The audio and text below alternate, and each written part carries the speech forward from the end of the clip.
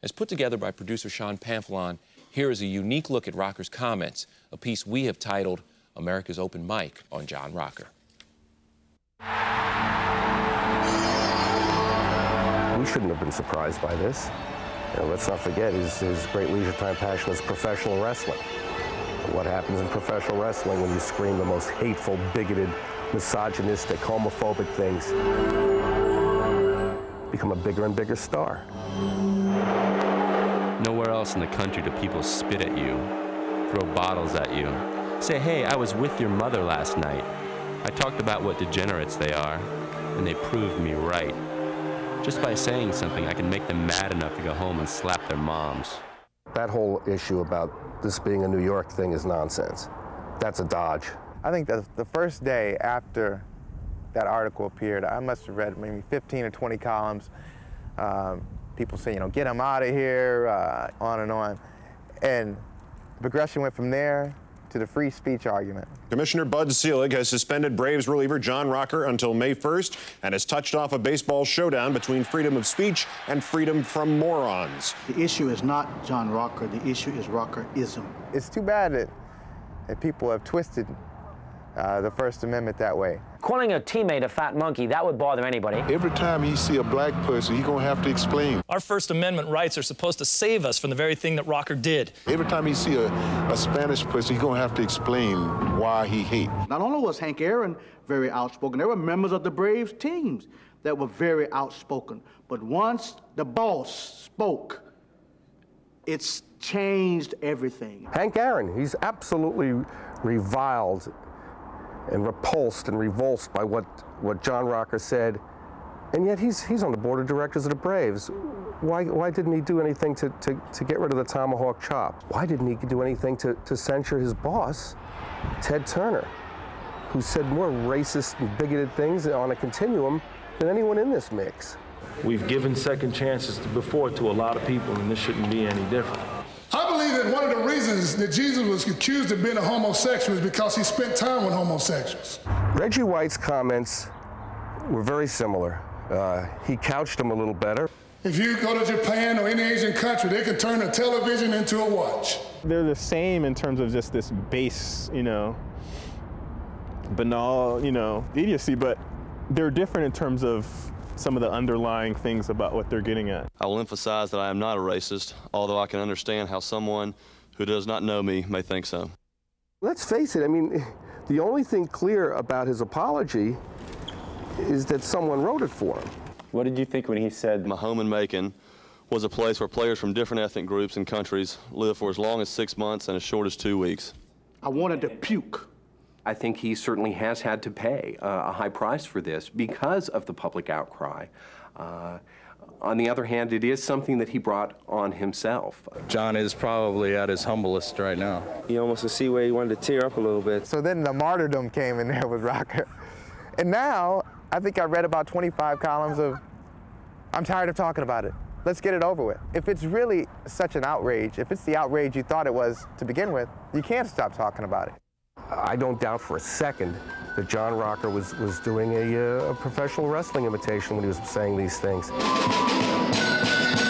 The biggest thing I don't like about New York are the foreigners. I'm not a big fan of foreigners. You can walk an entire block in Times Square and not hear anyone speaking English. How the hell did they get into this country? Asians and Koreans and Vietnamese and Indians and Russians and Spanish people. I'm not a racist or prejudiced person, but certain people bother me. Beware of the Mormon. Beware of the Roman Catholic. Beware of the Jew. Beware of the Muslim. Imagine having to take the number 7 train to the ballpark, sitting next to some dude who just got out of jail for the 4th time. I'm not a racist. I got black friends. Next to some kid with purple hair. Next to some 20-year-old mom with 4 kids. Next to some queer with AIDS. But you can't call me a racist. My closest friend is a first-generation Lebanese with his grandfather coming through Ellis Island no more than 60 years ago. Some people think what you don't know can't hurt you. Wrong. The Lord God said, my people perish for lack of knowledge. It's still there. It's lingering. It's not going anywhere. He sort of elevated white maledom as being the measure. Just a little bit of growing up will have to be done. If John Rocker were a right-handed pitcher through 85 miles an hour, where would he be right now? He'd be in aisle 6 bagging groceries. I don't want to blame John Rocker on society, but I blame society for John Rocker. People were looking for any excuse to scream. I mean, it's the politics of race as opposed to the genuine treatment of racism. Whether it's a caller at a talk radio station. When a personality like John Rocker spews hate for no apparent reason, then he needs psychological testing. Whether it's the host of the talk show. Fans want to win, and I think when games start and there's a lot happening with the team, I think you kind of forget about what Rocker may have said December on a cold day driving through Macon, Georgia to Sports Illustrated. I believe in the Scarlet Letter and all of that, but more needs to happen to John Rocker. They want to feel like they've had their impact on this 400-pound gorilla, which has sat on the city and leaned on the country. Everybody wants to be heard. Following that apology, he was very eager to tell people that so many people came up to him and said that you have my support.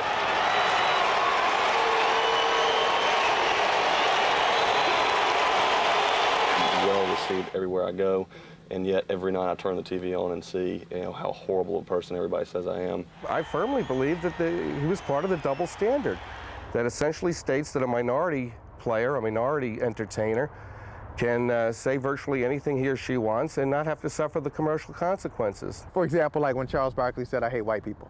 You're going to get a chance if you're a minority to say those things. You almost get a pass, while if you're white, you may not get as big a pass. And that's the way it should be, because when your majority talks about a minority, you obviously got a problem, and what Rocker said was crazy.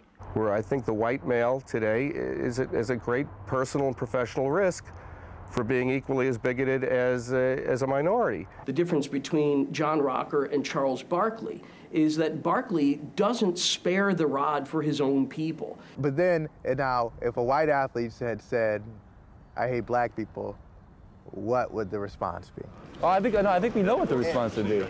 John, do you really feel that we are out to do a number on you? Yes. Next question.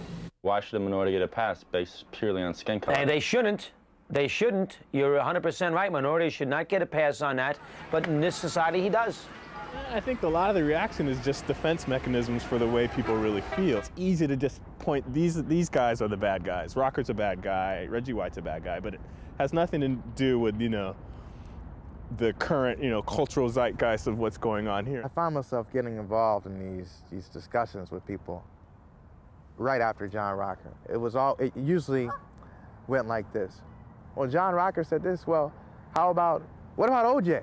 That's the real sad part about the Rocker debate. People had their minds made up on this issue. But that's what I'm saying. John Rocker was raised in the South.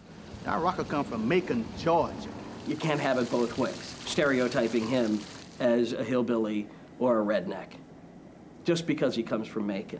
This is Macon, Georgia, where that view that John Rocker espoused in that Sports Illustrated is the prevalent view and has been in the South for decades.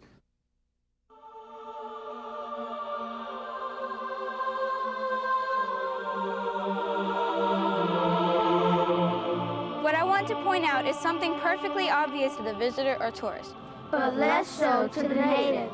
No matter how much we tout our changing politically correct social structure, the sad truth is that major league bigotry lies pervasively just beneath the surface of the Deep South. Georgia is no exception. I've been trying to find out where does a person like John Rocker pick up that kind of hatred. His parents have already said publicly, we didn't raise him to think like that. I did not agree with what John said, but I think John just had a bad day and said some very unkind, insensitive things. Rocker's stupidly blunt pronouncements are but one sign of an attitude born in slavery, fueled during Reconstruction, and promoted by generations who blindly assume that society is made up of us. Us, and them. Them. It is dying. Of course, but not fast enough. Not fast enough. It's a Southern thing. And there's a certain amount of that kind of bombast that's in Reverend McDonald's rhetoric. To readily accept John Rocker will send a message to our children that will reverberate for some time to come. That's also in John Rocker's as well. Maybe the town's not big enough for the both of them. I think it's time people began to realize that no minority group No majority group has an exclusive on pain and should have an exclusive on punishment. The union says it is literally unprecedented to impose a penalty on a player for pure speech. I don't think, and members of our college don't think, the Rock has paid any price. An apology is no more than just words unless it's followed by actions. It is time to really demand that that these individuals not just be good ball players, but they at least be somewhat decent human beings. We're from Atlanta, and the people that were complaining and raising Cain in Atlanta have never bought a ticket for the Braves game in their life and have nothing to do with spending any money that brings the city money. They just wanted 15 minutes of fame.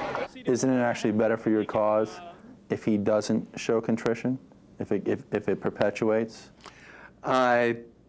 No. But please understand that I will have no further comment on this matter. What would you like me to say? Get this guy out of here. Most people are sick of it. Cash something. I'm sick of it. But our cameraman stopped harassing him. You're sick of it. Turn the camera off, dude. You don't want to cover this every day. Unfortunately, that's what the world is today. John, at what point then do you think that this whole thing will end? It'll end when the media decides it's going to end. John Rocker, as you know, has vowed to take the number 7 subway to Shea Stadium when the Braves reach New York next weekend. But what if one of those queers with AIDS who you wrapped in Sports Illustrated wants to talk to you? New York's police commissioner says that, quote, it will be like protecting the Ku Klux Klan. I mean, I've been running into nothing but positives ever since all this stuff has happened. We love John Rocker. Okay. Love you, John. Love you, Rocker. So, what lesson is there for him to learn? There you go. Thank you very much. You the man, Rocker. Thank you. That's why I said these arguments really don't belong in sports, because it exposes everyone for their superficial understanding of race and oppression. One factual point.